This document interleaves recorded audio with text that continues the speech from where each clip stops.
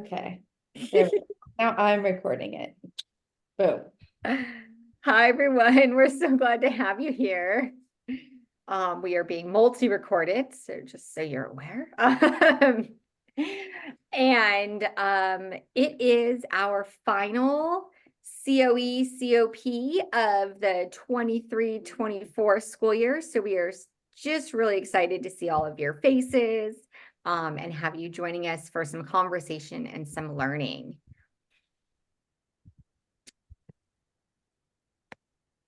Today, we are going to be focusing on youth programs.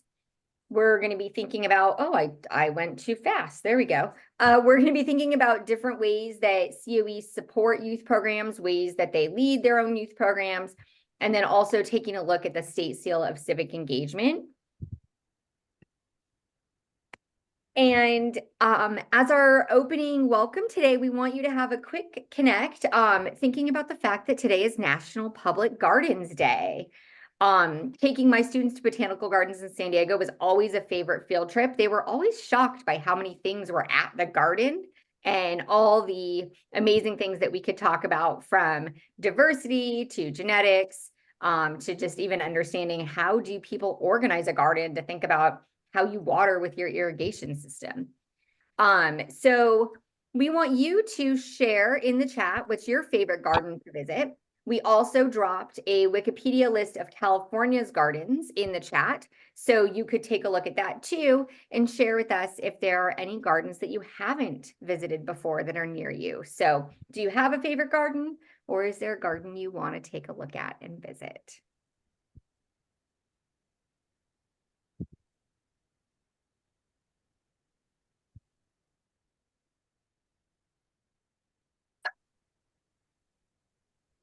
Oh, Catherine, thank you.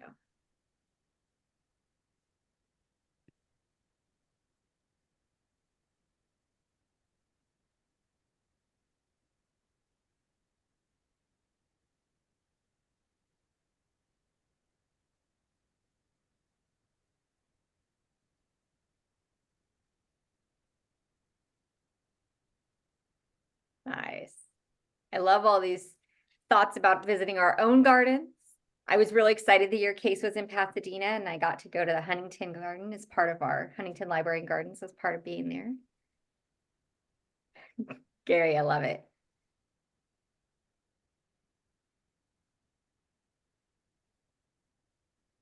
All right. That's on my list for this summer, Katie.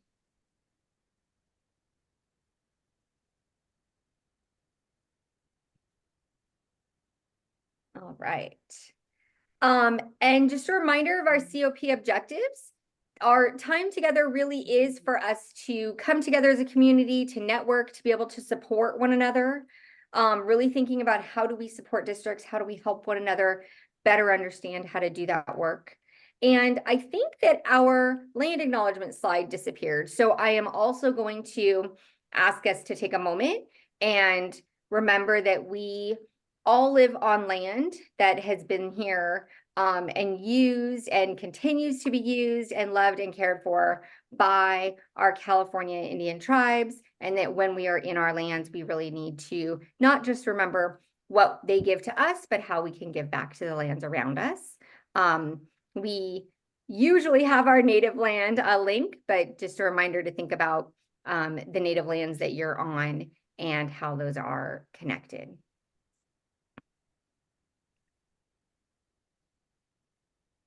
And per usual, I'm a little bit ahead, but Amity is going to share with us. Yeah, so just to get us all on the same page about this topic, which has been one that's come up consistently when we've had our small group like survey of what people want to talk about. So we're excited to have a more focused time to think about youth programs in our County Office of Ed work.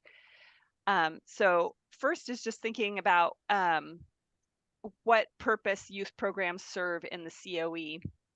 And if you start first with just the what's in it for me kind of lens, because providing youth programs and youth experiences is a high investment kind of program. model for COEs, but it's also very high leverage. And so there's really nothing like youth voice getting connected directly to and elevated up to school leaders to get those leaders attention and motivate them and get their buy-in to take action, because all of us are here to serve youth ultimately. And so that really is why that considering the high investment is worth that high leverage part that youth can bring. But the other reasons are really like moral. This is the right thing to do. It's an equity issue. Youth are the ones most impacted by environmental problems, the future that they're facing, and so they need to be brought into the solution discussions, and their perspectives need to be listened to and valued. And it's also an incredible mental health strategy to offer youth programs where youth get a sense of agency and feel empowered to make a difference for the future, can do wonders for the mental health issues that our youth are facing around climate change and other environmental problems. So that's kind of the why. And when we're talking about youth, we're talking about quite a range of ages. And if you stay back on that pathways part, Crystal, that even though I say it's high leverage, there's actually ways to make it less high. I mean, high investment. You can also find pathways that are lower investment, like just hosting an annual summit or symposium for youth could be a strategy. And that you can even do partnering with other agencies.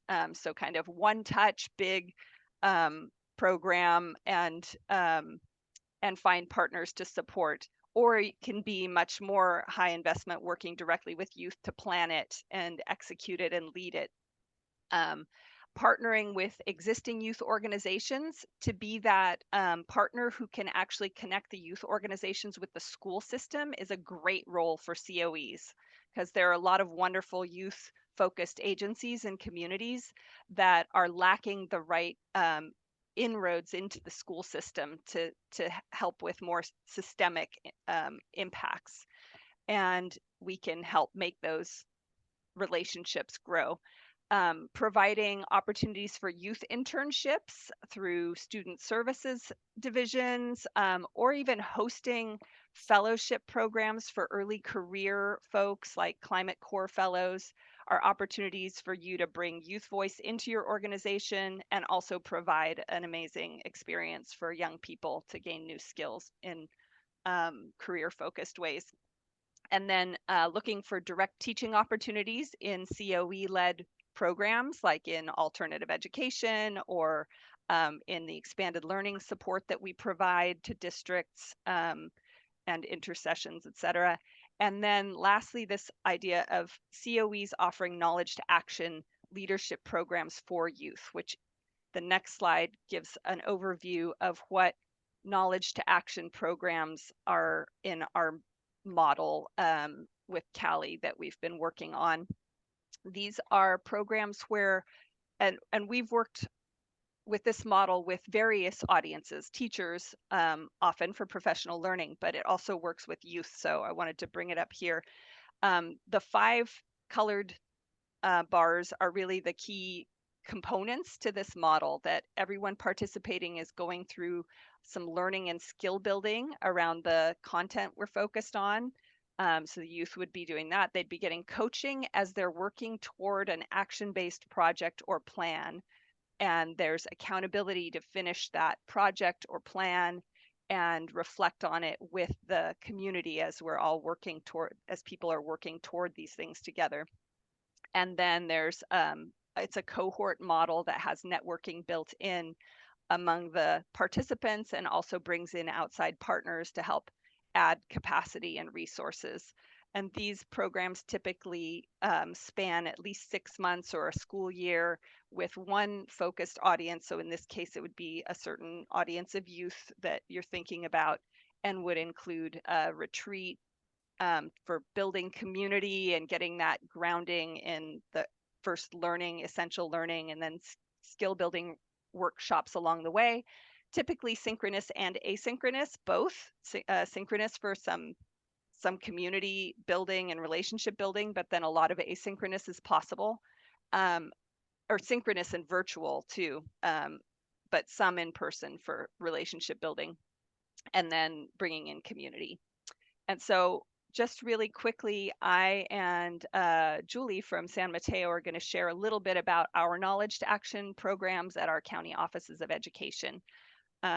So the next slide has a little bit about Santa Cruz COEs Youth for Environmental Action.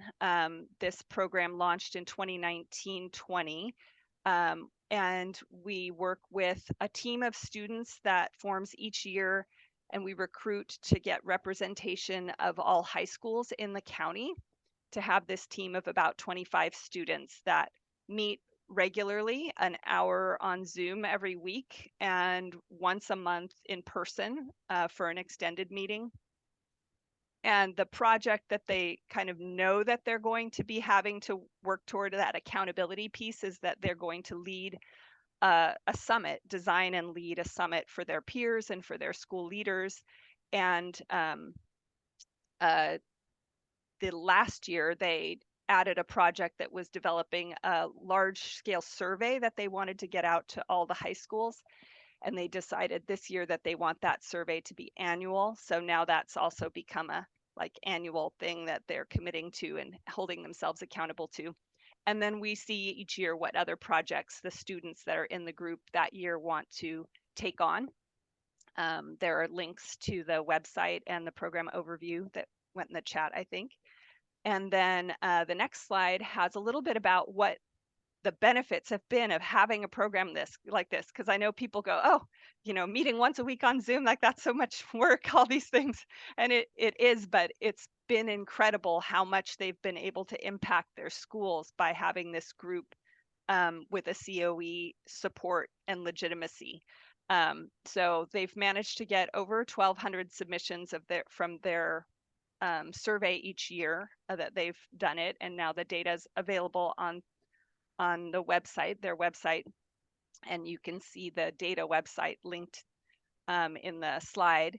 Their annual summit brings together 250 students and community decision makers. The superintendents come, and it's supported by the district, so they provide the release, the sub for the teachers to chaperone, and the COE provides the busing funds, but they're all on board, and there's built-in time for the students and the superintendents and admin to talk about the data that they collected, look at the data, and then talk about what actions the students want to see. And we have one district that has started to use the data from this survey in their LCAP metrics. So very exciting changes that are happening as a result of these students, and they've done board presentations. Some of them are collecting the data needed for their high schools to get green school certified, which is a pretty arduous process. So they're really pushing that. They've stepped into interviewing in every kind of media, done public presentations in a variety of settings, and partnered with other youth on art activism and all kinds of great stuff. So they're definitely like my secret weapon. I hate to use a war analogy, but they really are. So that's it for Youth for Environmental Action. I'll turn it over to Julie to share a little about her program. Okay, great. Thanks, Amity. Hi, everybody. I'm Julie Hilborn, Environmental Literacy and Sustainability Coordinator at San Mateo County Office of Ed. I have a similar program to Amity in that it is a knowledge to action program. So this is one of those that is a little more intensive, but I'm going to give a couple of ideas also for less intensive. Ours is a collaboration. It's been going on for 5 years now. Collaboration between 5 organizations. So it started with one organization. So one message to you is that, if you wanted to do something like this, start small. So it started with the Citizens Environmental Council in Burlingame. They had something like 4 students, and there were 2 people that worked with those 4 students. And then from there, once this position was created at the county office, then it expanded to include more organizations and more students. So this year we had 50 students. And my job is to develop the curriculum for the students. The sustainability department in San Mateo County, they do all the logistics. So when we're having in-person retreats and whatnot, Peninsula Clean Energy provides us with some funding, which is very, very helpful. I'll talk about that on the next slide. And then Actera, they are in charge of the working with the funding actually to give it out to the students for their community impact projects. So it's definitely a collaboration between a lot of organizations, which makes my role in this about 25% FTE, which sometimes can be more, but so that is a big investment, obviously, into a program. So going on to the next slide. Oh, shoot, sorry. Okay, so I added a couple other things on here, and once you refresh, then you'll be able to see these. So the website is there. The community impact project examples are there. So the way our program is structured, we have them learn some things about climate change in the beginning. They do a little research project with other kids from around the county. And then for the community impact project section, they design a project that they implement in their community. So they get $500 to do that. And it's, provided by Peninsula Clean Energy. And then they get a $500 stipend for participating. And so this year we were able to get a lot more kids from marginalized communities in. We deliberately recruited that way. And so that felt really good because the kids are more like the diversity of San Mateo County than they have been in the past. And in terms of smaller ways to get kids involved than having, a 7-month-long program, one is when the slides get refreshed, you'll see that there's a green team guide that has been developed. Thanks there, Crystal. This has nothing to do with youth climate ambassadors, but I just thought I would throw it in there for green teams at schools to work with their youth at the schools. And sometimes we will support schools in getting their green teams going. And then the one other thing I was going to say is if you have an adult event, you can have student speakers come. So this is a really easy, low stakes way is if you know of some students that are, involved in this and really passionate about this, have them come. If you're having an event for adults, have them come and speak. So example for us recently is last week we had our first annual Climate Ready Schools Symposium. And that was for high level leaders in the county, like superintendents, chief business officers, food service directors. And we had about 100 people come, which was really fantastic. And I invited 2 students who had been in our Youth Climate Ambassadors program to speak during the keynote. And then when people did their exit ticket from the event, that was one of the things that they really loved the most was being able to hear from the students and empowering the students. So that was an easy way to get the youth voice heard. Well, not easy because planning a symposium is a big thing too, but just inviting students to be at events that you're doing with adults so that their voice can be heard. So that is, I think, what I have to say in terms of youth. And I am going to now introduce this next section. So what we wanted to do in this section is invite a couple of organizations that are working with youth to come and speak. So these are community-based organizations. The first one is Silicon Valley Youth Climate Action. And today we have Hoy Poon from that organization. Hoy is an adult, but I will say that Hoy is amazing at empowering the youth to drive this organization. So whenever I reach out to Hoy and I say, hey, Hoy, can Silicon Valley Youth Climate Action do this? She says, yeah, let's get the kids to do it. So they are super skilled at increasing the skills of the students to be able to increase their skills in driving policy and all kinds of things. So I'm going to turn it over to Hoy, who's going to talk for about 5 minutes or so. Hi, everyone. Good morning. Thank you for inviting me. And thank you, Julie, who has been a tremendous partner. Every time I need something in Mattel, I go to Julie. So we work together as a team. In fact, that is, I think we complement each other because Julie works inside the system and I have spent a lot of time in education and I understand, the challenges. So I have set up the nonprofit organization back in the summer of 2019. This is when the last administration got all the environmental laws and I was literally freaking out. So I wanted to do something to create a space for you to make impactful climate actions because their future is at stake.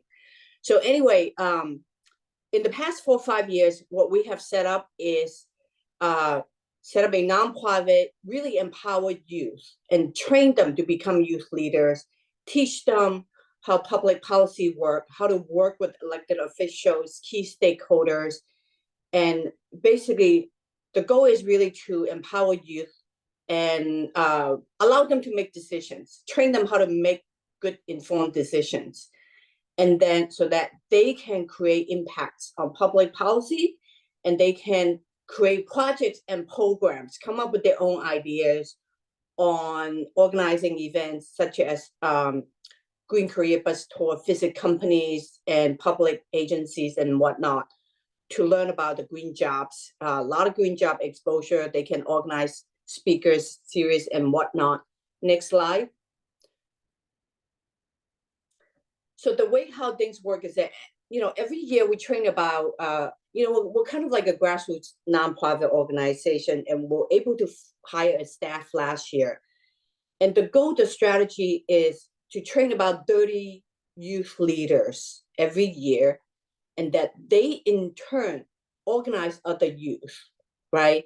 Hundreds of youth and set up city action teams in their city where they live in San Mateo, in Santa Clara County. And what they do is they participate, they work with elected officials at the local level, and they advocate for policy change, such as, climate literacy related and climate action, sustainability related, transportation related. And we also have a state advocacy team, another team focused on transit, a new team focused on nature-based solutions. And all these are driven by the students involved when they want to create something. And we work with them to think through the ideas, provide them support with advisors and experts. They get trained on different subject matters. So some of the programs that have been very successful is the annual Youth Leadership Summit, which is attended by 350 attendees, about 200 youth, 150 key stakeholders from industry, elected officials at every level, come together, share the best practice, innovative practice, and then so they can go back to their school district or to the city to try to implement some of the best ideas to speed up climate action.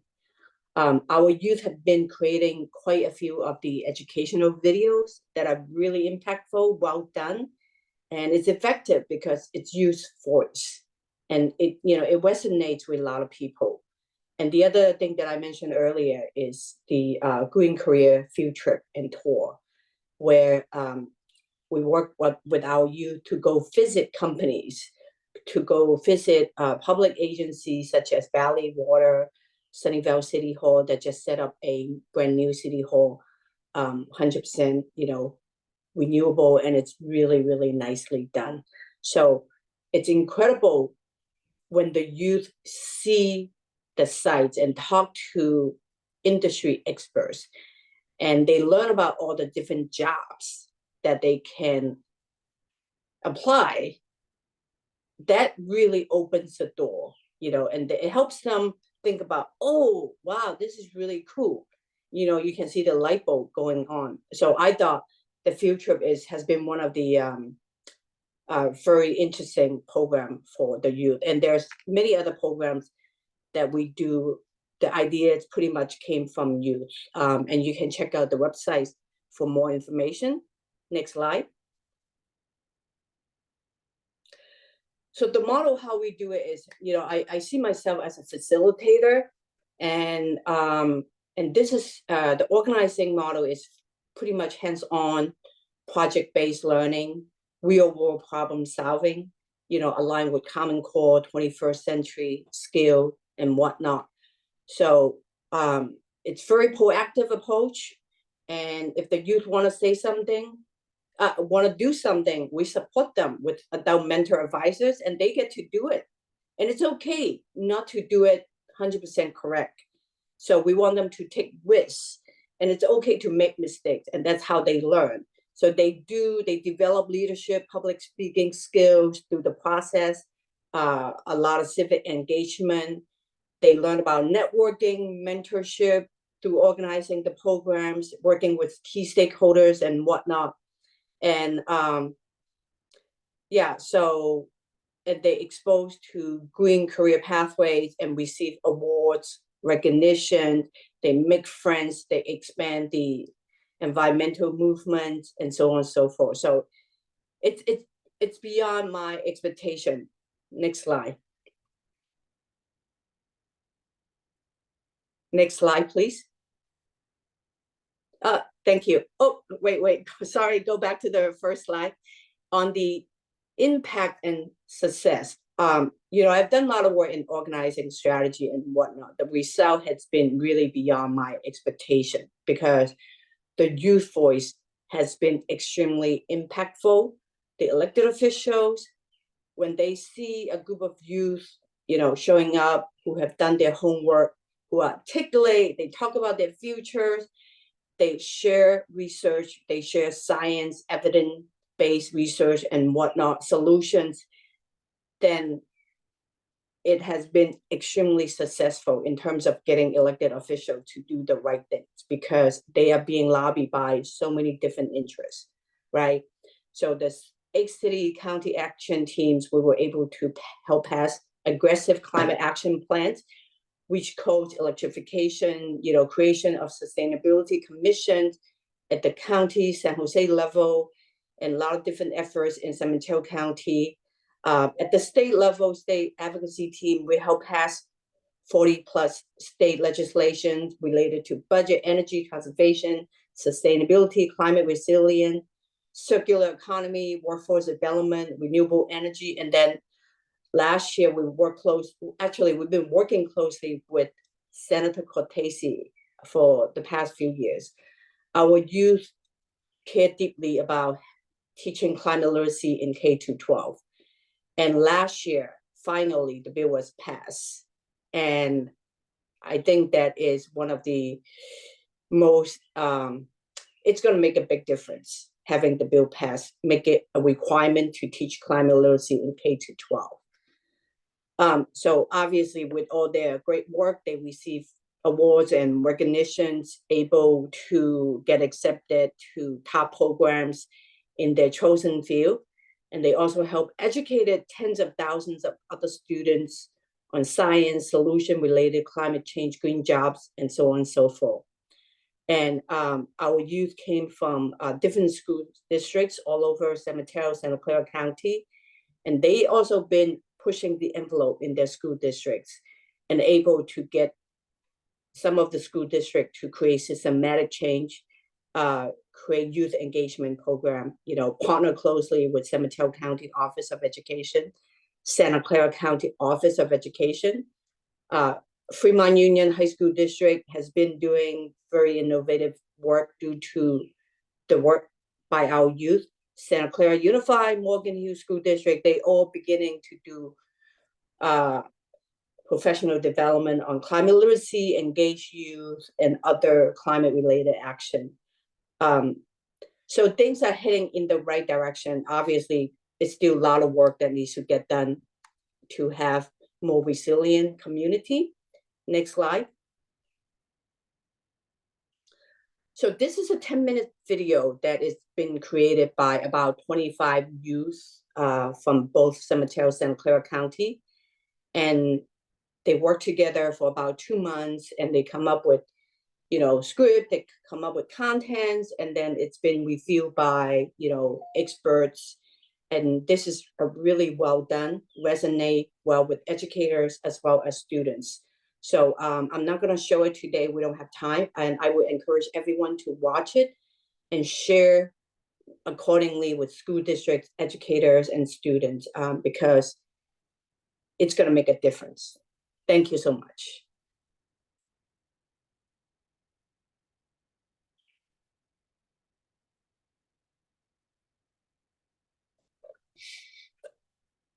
All right, thank you, Hoy. That was so wonderful. And we are so excited about this idea about how COEs can come in and support and work alongside programs. So Lexi Ruff is here from our San Diego Youth for Climate. She's at San Diego 350, which has a group that's Youth for Climate. She'll be talking about that. And I'm lucky enough to get to support in a very minimal role because like many of you at COEs, I'm pulled in 1,000 different directions, and Youth for Climate invites me to get to support them, which makes me thrilled since I'm unable to run a whole youth program by myself. So Lexi, I'm going to turn it over to you. Hi, everybody. Excuse me. So yes, I'm Lexi. I use she, her pronouns. I am a youth program coordinator with San Diego 350's Youth for Climate program.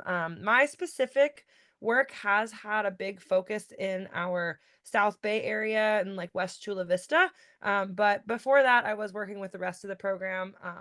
Youth for Climate expands across the whole county, so there's always something to do. But yes.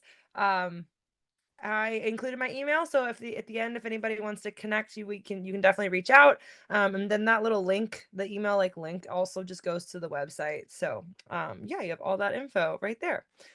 And yeah, next slide, great.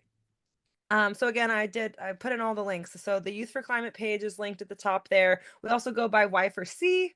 And today I'm gonna just give you a little overview because yeah, we've done a lot since we got started in 2019. And I started working with them in 2020 after the pandemic hit. So most of my original work with Youth for Climate was all virtual.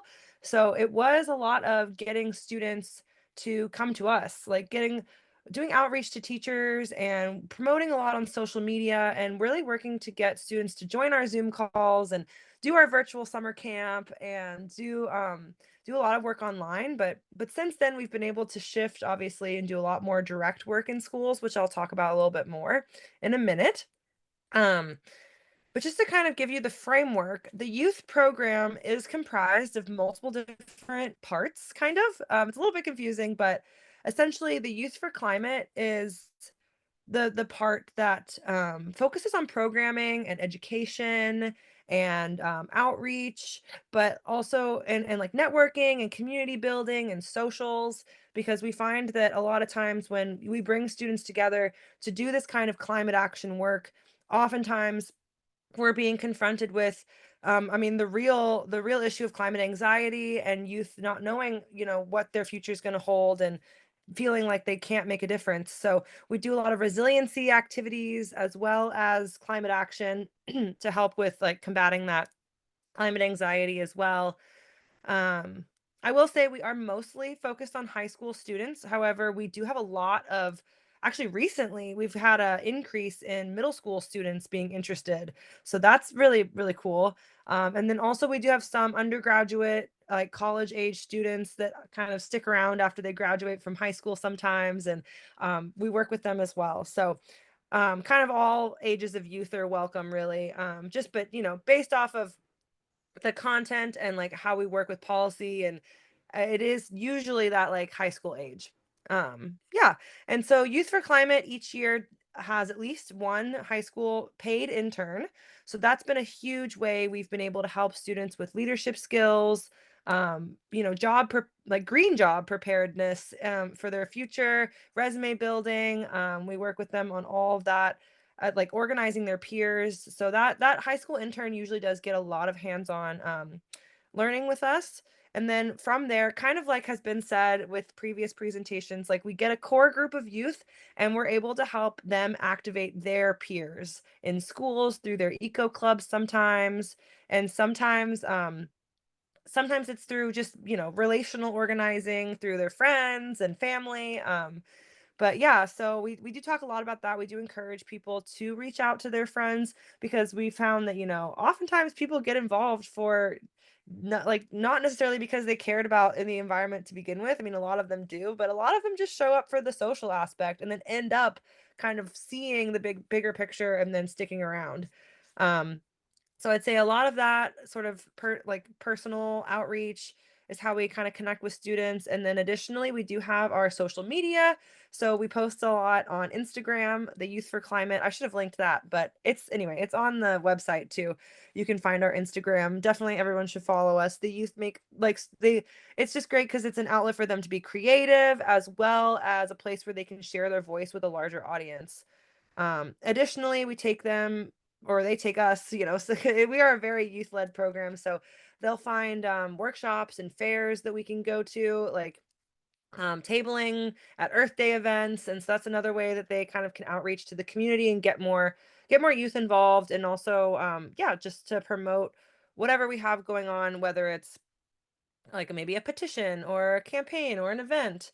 Yeah. And so I kind of touched on this already, this last bullet point.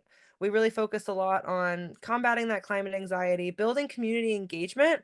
And then the last piece too on here that I wanted to mention is we have done some work in the schools. I was saying now we're getting back into schools more.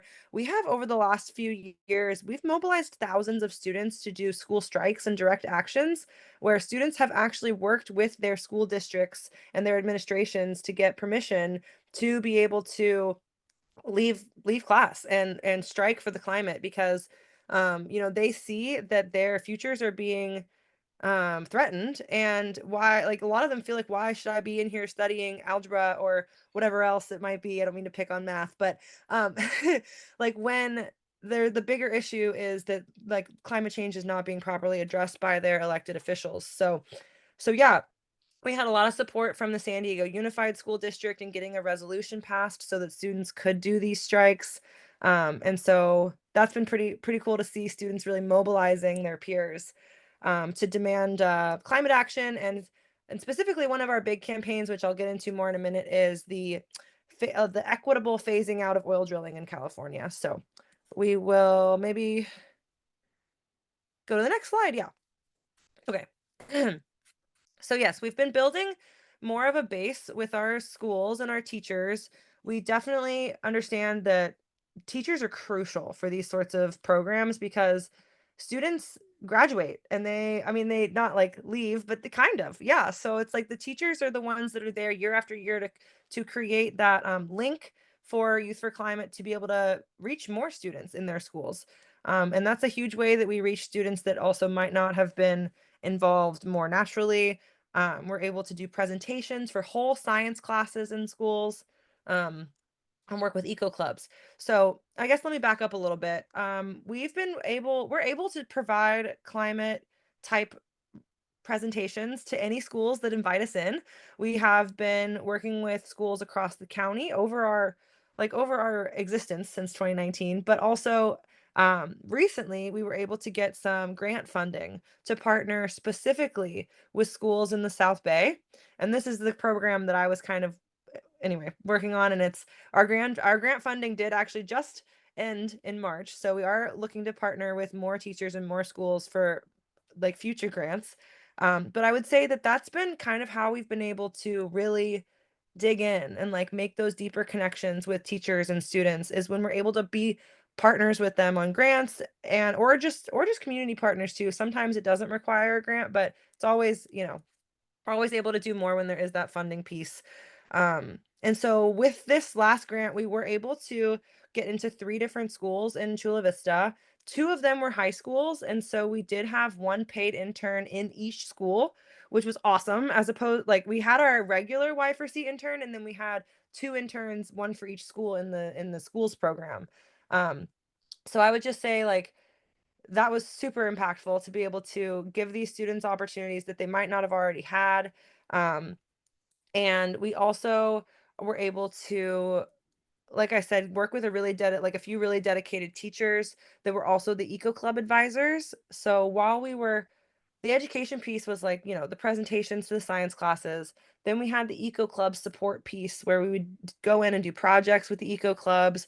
We got these schools activated to doing the direct actions like the strikes and things like that too, that they wouldn't have normally been doing. And yeah, this was also really great to be able to really target and work directly in a community of concern when it comes to lower air quality. We were working in West Chula Vista where there's more increased air quality due to the highways and the ports. So really giving those students a voice to speak up on what's, the issues that are impacting their community. Yeah. So, like I said, educational presentations in schools, supporting eco clubs. Oh, and I wanted to mention too the town halls that kind of came out of this program. It's not exactly in schools, but it was something that we actually were able to do with these students. They were able to help lead town halls, and we were able to let the community then also have their voices heard on important issues like green bins and public transit and public health. So we kind of took it that next step. The students were able to then empower their community to have more of a voice on these issues. And the interns and I took the results to the Chula Vista Office of Sustainability, and we were able to report out the results from our surveys from the community to let them know what the community thinks about these things and any feedback they had for them. I also wanted to mention through this, we were also, it was a little bit separate from the grant program, but essentially our access to these schools and these students and their passion really sparked getting an electrification resolution passed with the Sweetwater School District. Y4C had also helped to get one passed through the San Diego Unified School District, and then we were able to take that over to Sweetwater and work with the school board, which was super empowering for the students. They were public speaking at the school board meeting, leaving public comments. We had a rally out front of the school board ahead of time. So that was a recent thing that I like to talk about because it was really cool. And they felt so good after seeing that win, which is why I think it's so empowering when they're able to do things in their own communities. See that impact like immediately is so cool. And then lastly for this slide, sorry, is I just wanted to mention too, on this grant, we were able to partner with South Bay Sustainable Communities and also the Kumeyaay Community College, which was really, really important to continue to broaden our perspective on climate as well, to bring in more diverse voices and more networking for the students. And then we also, yeah, so South Bay Sustainable Communities was crucial in being able to help us really recruit more students too, because they're in a bunch of schools with composting at lunch. Anyway, they're awesome too. Okay, sorry, next slide. Okay, and Youth v Oil, like I mentioned earlier, they are advocating for the phase out of oil drilling in California.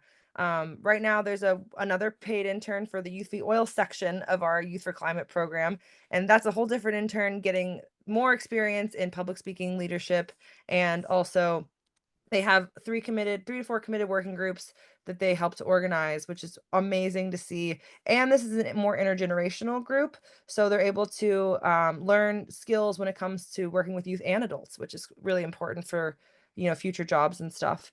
I would say right now the biggest thing Youth v Oil needs support on is so back in 2022 they advocated for the initial resolutions that contributed to SB 1137 passing. And for those that don't know, SB 1137 is the bill that is working to get setbacks around oil drilling rigs in people's homes and schools and parks so that there will be no new oil drilling rigs built within a certain vicinity of schools and homes. But now there has been but big oil actually spent millions of dollars to try to repeal this bill, and instead of implementing it and supporting a sustainable future, there's been a referendum so now this will appear on the ballot again this November 2024. So we're working on getting more resolutions to continue to keep supporting this bill so that we can get those setbacks. And yeah, so they've been writing resolutions, setting up meetings with elected officials, developing presentations, all of this to help get those setbacks and phase out oil drilling. And they're amazing. They really do it all. And so I just say, so far as support goes, obviously everyone I think here knows listen to youth and support their leadership. The biggest one for me, I think, is help with promotion and outreach. I know you all have so many great connections, and so do educators in general. So facilitating those connections between Y4C and students, encouraging students to participate in events. So I've linked those here, and our biggest event is coming up on May 25th. And yeah, so additionally, you can always invite us to give presentations to your classroom or club. We can collaborate on other presentations outside of school hours too. That's something that's huge, because if you want some like a youth presenter, it's important to remember we have to make those presentation times outside of school hours, which gets forgotten more than you would think. And then again, partnering on more grants so that we can get that direct programming in your school that's like custom basically for your school and your students. Whenever possible, also help navigating with school administration and school districts. And then, yeah, for the Youth v Oil, promoting any actions, leaving public comments and signing petitions if we ever send them around. These are just some ways to get involved. So yeah, thank you so much. Thanks, Lexi. And so thinking about it from our COE roles, like what does that mean for programs that are near you, and how you connect in those different ways to support your programs? We are going to turn it over to Katie to share with us the state seal of civic engagement, thinking about these youth who are active in these programs that are happening and that have been shared. How do you connect that to the state seal? Awesome. Thank you so much, Crystal. It's so empowering to hear of all of these things that are going on around our state with our kiddos, and yeah, and wanting to then really think about connecting this back to some of the things that are going on within our school systems. So there is the state seal of civic engagement, and if you could go for Crystal. For those of you who may not know of this yet, this is a formal recognition from the state. It's a seal that goes on their high school diploma. It's excellence in civics and participation. And so with all of these things that kids are doing, there's lots of different ways that they can get this state seal. There's also the understanding of the Constitution and the democratic system of government. With the state seal, there are 5 different criteria that students participate in and need to say that they've obtained these criteria. The first is an academic criteria. Really, this is all about the classes that students are involved in. The second is civics. There's then the civic engagement project. And that's really what everything that everybody's talked about today, these are all civic engagement projects. And then some self-reflection and character piece.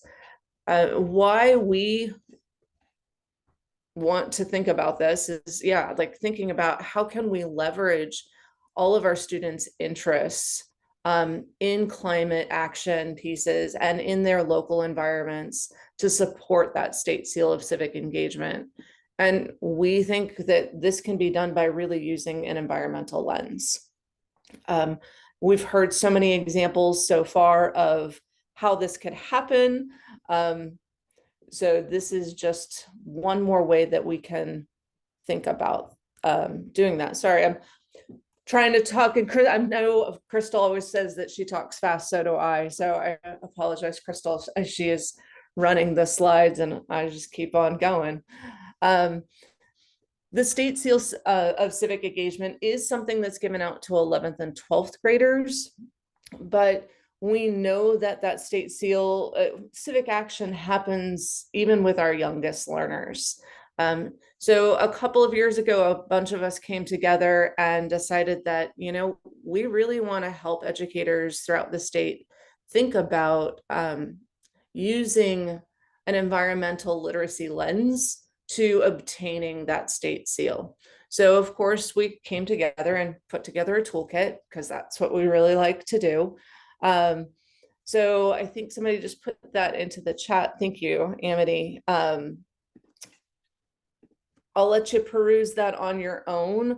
There's basically, it's broken down into the 5 criteria and then with different lenses and pieces to think about how students can show that they have obtained those different criteria. one of the things within that document that we wanted to showcase was student snapshots, because we know that it's one thing to read a document, it's another to actually see what this could look like in action. So we started out with our K2 friends, our primary grades, and thinking about what does this look like for them, and that it's really very much based on school and home, because they're making their way through the world right now and the world revolves around them. And so what does that look like? Then moving on to 3rd through 5th, thinking and starting to expand the different ways that kids can become civically engaged.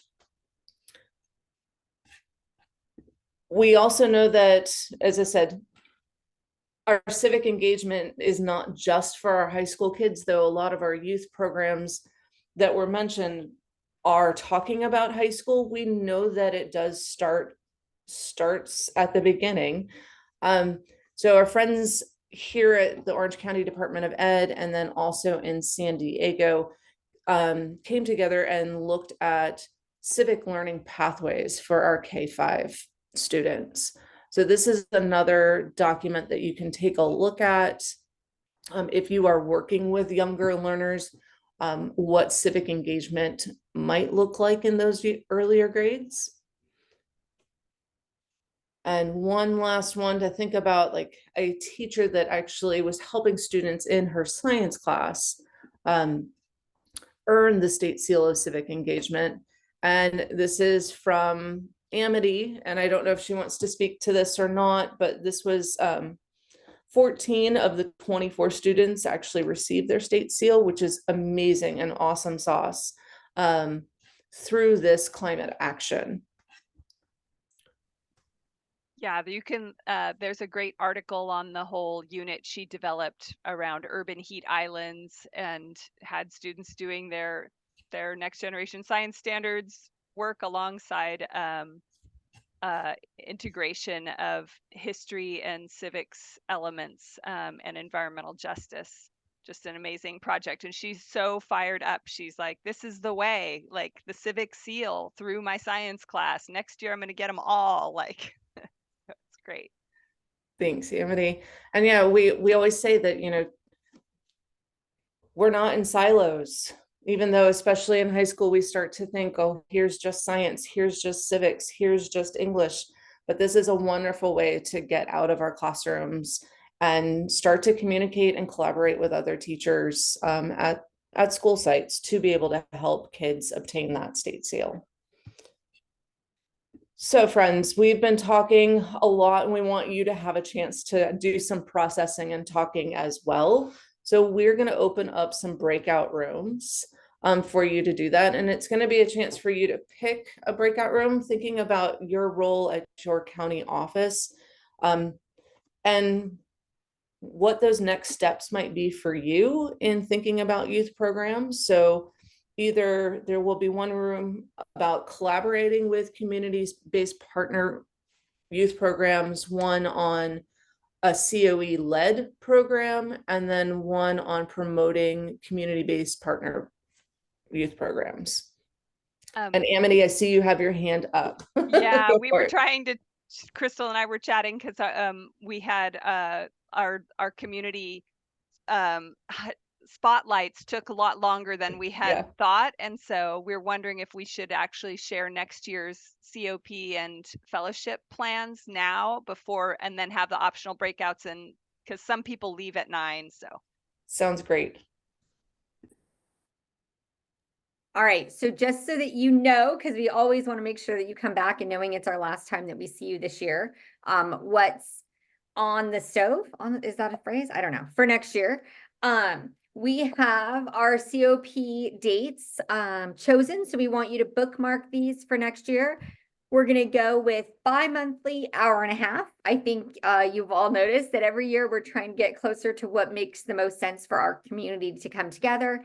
And so we're going to go with a slightly adjusted schedule next year. Amy just dropped the registration link in the chat, so you can start registering and get all these dates on your calendars, and you can see the topics here. what we'll be looking at. And then of course, per usual, if there's things that you all need, let us know and we'll make sure that those topics come up in our community of practice, because the point is we are a community and coming together to work towards bringing more environmental literacy in our counties. And then we also have the Environmental Literacy Fellowship happening. This will be our 3rd year of the fellowship, which is super exciting. This is a knowledge to action program. It was really that space where we get to come together and learn, and then use that to plan, come up with our own strategic plans for our counties and how we're going to be able to move forward. It's a great space to come together with people who have been working on this, who are just starting to work on this, and can really bring this information to our own counties and figure out what makes the most sense for us. So that flyer and link is also in the chat that Amy put that for you to apply. And we would love to see you, not just at the community of practice, but also at the fellowship moving forward.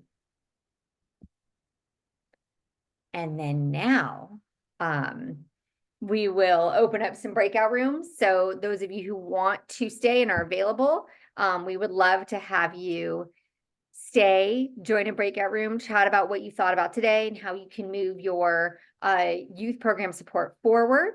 And those of you who have 10 o'clock meetings, we will miss seeing your lovely faces until we come together again in August.